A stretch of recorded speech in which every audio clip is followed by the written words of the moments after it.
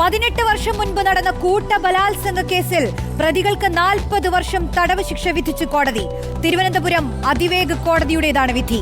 2006-ലാണ് അഞ്ചുതെങ്ങ് സ്വദേശിയായ യുവതി കൂട്ട ബലാത്സംഗത്തിനിരയായത്.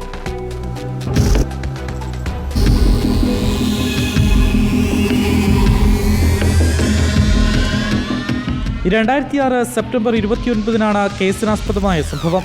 അന്നേ ദിവസം രാത്രി 9 മണിയോടെ യുവതിയുടെ വീട്ടിലേക്ക് അതിക്രമിച്ചെത്തിയ പ്രതികൾ വാളുകാട്ടി ഭീഷണിപ്പെടുത്തിയ ശേഷം കൂട്ടബലാത്സംഗം ചെയ്യുകയായിരുന്നു.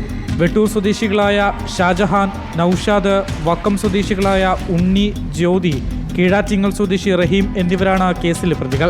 വർക്കല ഫാസ്റ്റ് ട്രാക്ക് സ്പെഷ്യൽ കോടതി ജഡ്ജി SR സിനിയാണ് പ്രതികളെ ശിക്ഷിച്ചത്.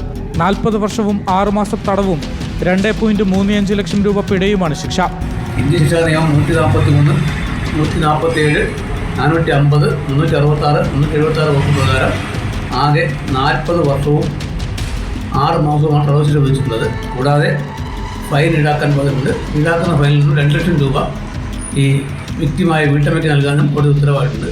പിഴത്തുകയിൽ 2 ലക്ഷം രൂപ അതിജീവിതയ്ക്ക് നൽകാനും കൂടാതെ നഷ്ടപരിഹാരം നൽകുന്നതിനും ജില്ലാ ലീഗൽ സർവീസ് അതോറിറ്റിക്ക് കോടതി നിർദ്ദേശം നൽകി.